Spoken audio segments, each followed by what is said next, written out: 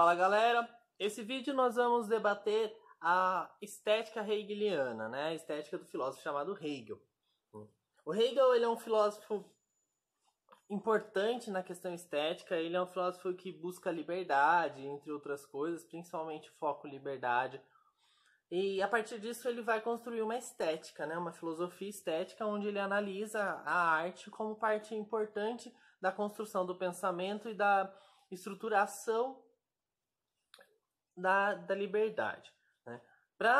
Antes da gente chegar, né, na estética do Hegel, é importante a gente entender dois outros conceitos filosóficos, que são, né, o mundo das ideias do Platão e a distinção da arte no Kant. Eu vou apresentar o Hegel e nós passaremos então para o Platão.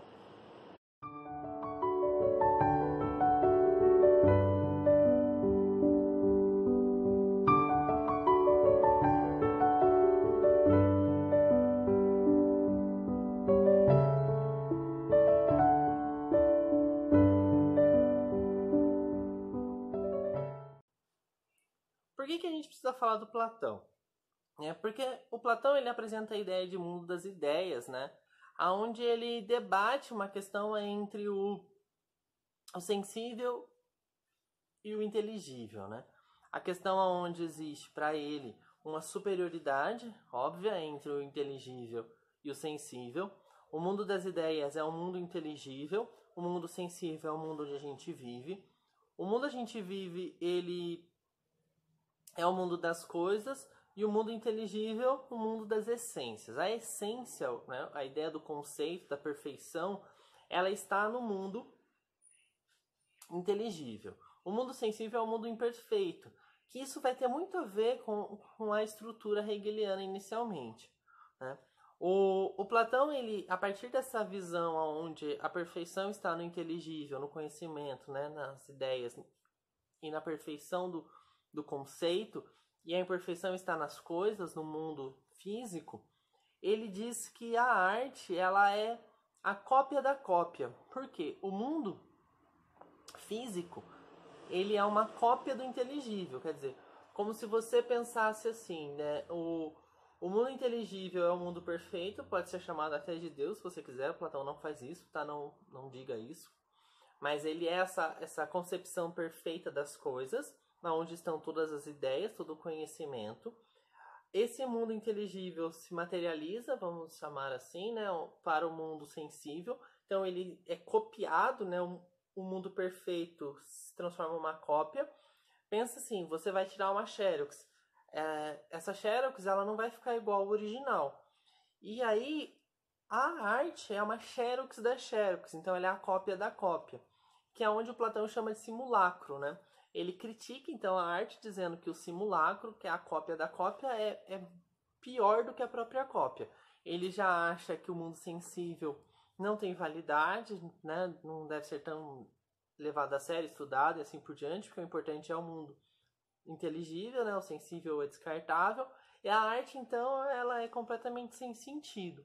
Tanto que a única arte que o Platão realmente tem alguma coisa onde ele deve ser substituído, no fundo, é a poesia, porque a poesia é uma arte conceitual, é uma arte de ideias, né?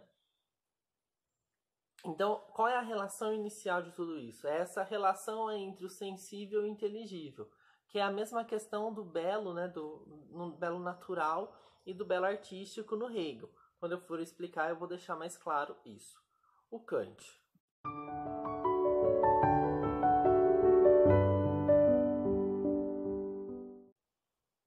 O Kant, mais especificamente falando da estética, né, ele distingue duas vertentes de belo, né, que é próximo ao que vai ser feito no Hegel. O Kant ele diz que existe um belo bom e o belo agradável. Né? Ele dá dois nomes, dois termos, vou colocar para vocês. Tá? O primeiro termo, que é onde ele diz, né, que é o belo livre, ou a beleza livre, que é a beleza que ela não necessita de entendimento, de compreensão de nada.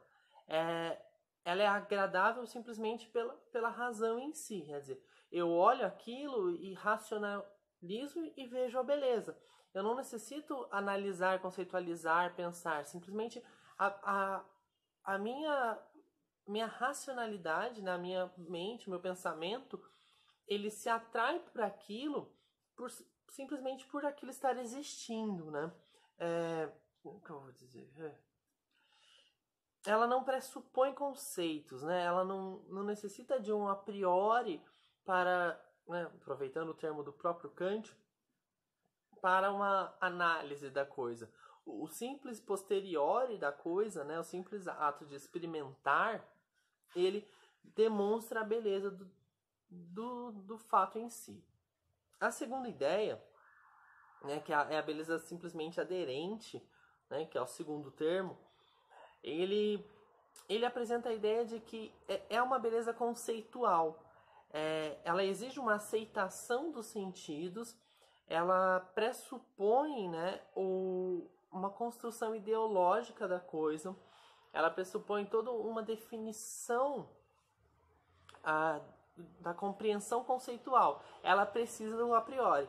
Ela precisa de toda uma estrutura de ideias para poder ser analisada, porque ela está aderente, né? O próprio conceito, né, aderente, está aderido, né? Adere à coisa. Você adquire, né? Você adquire, não. A coisa adquire ou você... não tô achando a palavra. Você coloca, né? Vamos usar coloca, fica feio, mas você coloca aquela estrutura de ideias na coisa para ela poder ser algo realmente belo ou não. Por que eu estou explicando essas duas visões, né? Do Platão e do Kant? Porque são influências na estética hegeliana, por mais que em alguns momentos ele se afasta. Vocês vão perceber que na hora que eu explicar a estética do Hegel, vão aparecer as duas visões de forma que não necessariamente explícita, mas elas estão ali, a influência existe, né? Ela está lá pronta para você entender. Então, vamos para a estética do Hegel.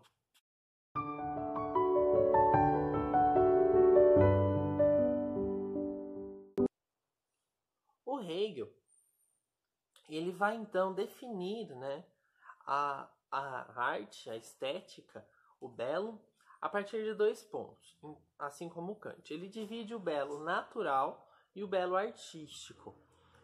Nesse sentido, ele demonstra uma divisão bem platônica da coisa, onde o belo natural é a natureza, é o mundo sensível, são as coisas, né? É o tocável, experimentável e assim por diante. Esse belo para ele é inferior ao belo artístico.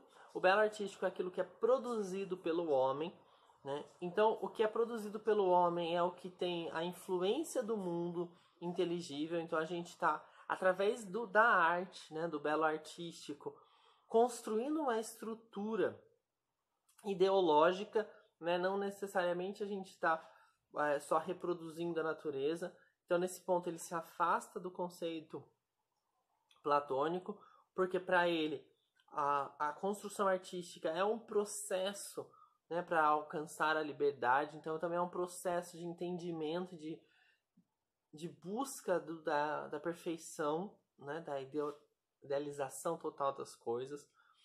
Então, o belo natural é inferior por ser imperfeito, não ser harmônico, e você deixa ele de lado, utilizando a partir disso somente a importância do belo ideal, que é o belo artístico. O belo artístico, ele chama, né, é o belo ideal, por quê? Porque ele é o belo idealizado, que tem total relação aí com a segunda forma de belo, né, do Kant, onde é o belo a partir do conceito. Não é só o belo em si, mas é o belo conceitual.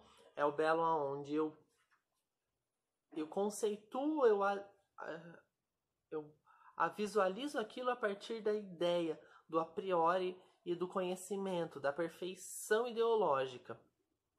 Então, a estética do Hegel, ela busca, a grosso modo, uma estrutura de verdade, onde essa verdade ela tem que ser apresentada na ideologia da coisa. A arte ela é um passo para tudo isso, né?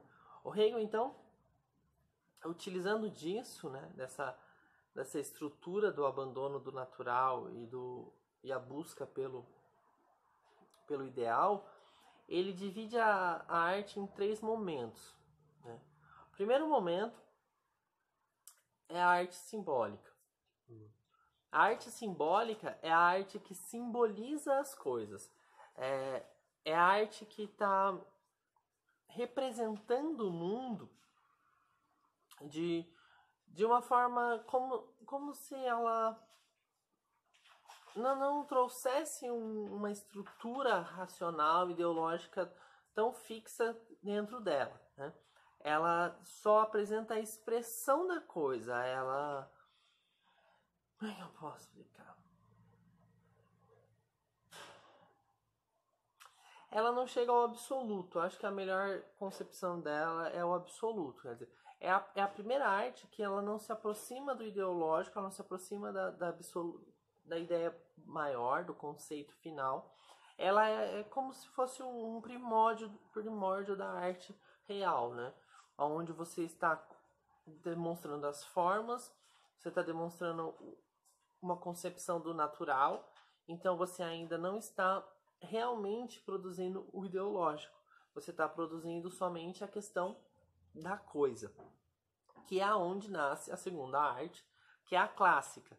A arte clássica, ela ultrapassa, né, essa estrutura simbólica, ela alcança uma coisa muito importante na estética hegeliana, é que ele diz do espírito, né? A arte, ela é a espiritualização do sensível.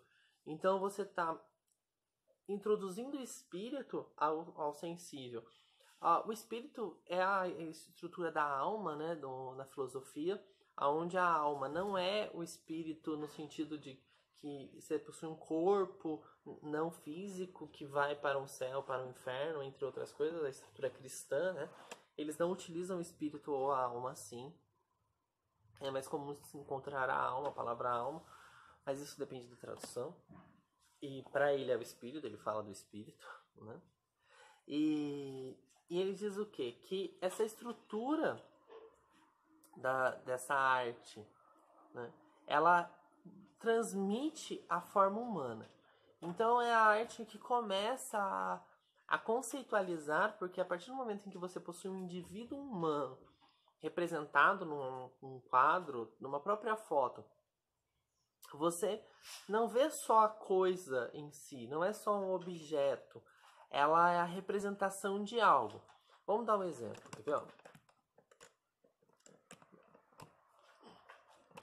Quando nós olhamos esta figura, ela é uma representação de 2 indivíduos. Né? Você tem ali representado 2 indivíduos que você automaticamente, ao ver aqueles indivíduos, você vai relacionar a toda uma estrutura que você deve conhecer se você conhecer. Se você não conhece, você pode imaginar estruturas diferentes que vão se relacionar àquilo que você conhece. Né? A arte clássica, ela tem muito da questão priori, né? Onde você, para compreendê-la, admirá-la e entendê-la, você precisa de um conhecimento anterior. Diferente de uma arte simbólica, que você, de certo modo, só está olhando, admirando aquilo por si. Né? Que aí vem a evolução final da arte, né? Que é a arte romântica. A arte romântica é o em si direto, né? O ser em si. É igual quando Sartre fala do ser em si, né? Que sou eu em mim mesmo, é o indivíduo como ser. Ele está colocando isso na questão da espiritualidade, do espírito. Então a arte romântica é o conceito em si. Tanto que para o Hegel a arte romântica ela é relacionada diretamente à construção cristã, né? E à arte sacra, que é a arte voltada a crenças religiosas. Ele fala de uma superação da estrutura artística, onde você abandona a questão da arte grega, dos deuses e tudo mais, e você acaba chegando a uma construção maior, que é a idealização de Deus, né? Porque Deus, ele é uma estrutura ideológica, né? A Deus não tem uma forma física, ou não. Você pode projetar isso nele, você pode imaginar isso nele, mas ele não possui essa caracterização. Então você constrói uma arte de representação do metafísico. Você representa o ideológico porque ele em si não existe no mundo sensível, ele é 100% ideológico, né?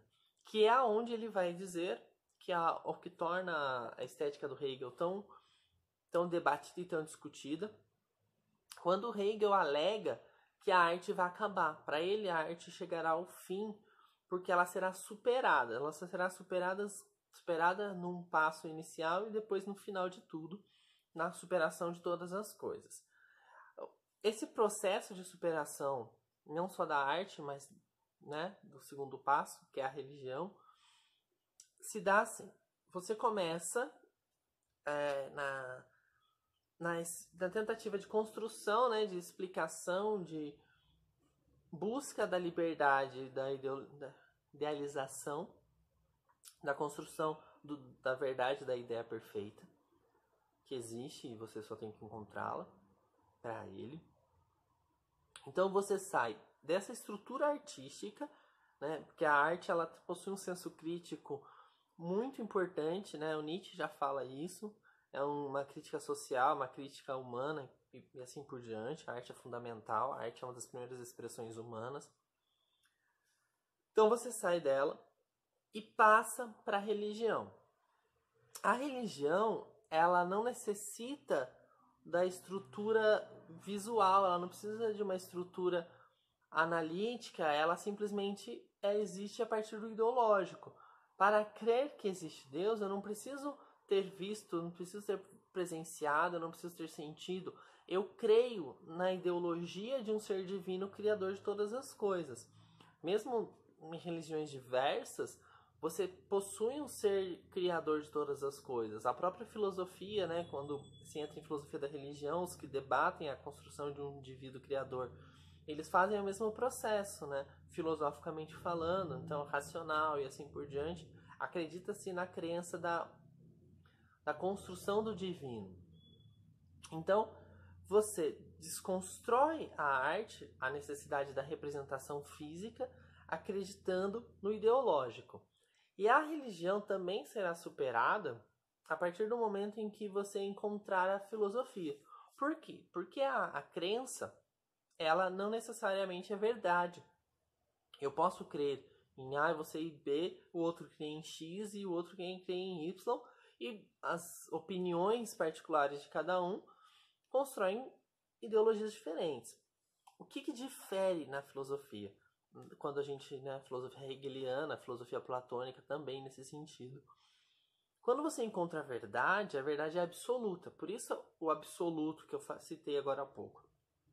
O ideológico absoluto, a ideia, não vamos usar a palavra ideológico, a ideia, porque ideológico veio depois. A ideia absoluta, ela está ligada à concepção de verdade. Porque a verdade é imutável. Uma coisa é o que ela é e não pode deixar de ser. A verdade imutável, ela se torna a ideia perfeita. Então a filosofia, que é o ponto final para o Hegel, é quando nós alcançamos essa estrutura da verdade e vivemos libertos, né, de certa forma, né? A gente vai se libertar dos padrões não só sociais, artísticos, religiosos e tudo mais, porque não existirá um padrão opinativo, não existirá uma pensar eu acho ou não acho, não. Nós viveremos todos em comum a partir da verdade. Então a estética acaba também se tornando, né, um fim da arte, porque a arte é a expressão pessoal de cada um.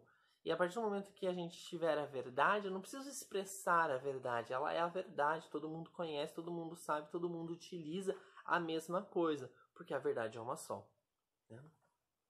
Então, para isso, serve a estética do Hegel, essa é a estrutura desse processo filosófico, a arte como um processo, né, finalizando aqui, uma estrutura de um processo de construção para a busca do entendimento da liberdade. E a arte, ela é essa estrutura inicial que gera todo um movimento filosófico para se alcançar a perfeição, a ideia, a verdade. Certo? Até o próximo. Espero que vocês entendam.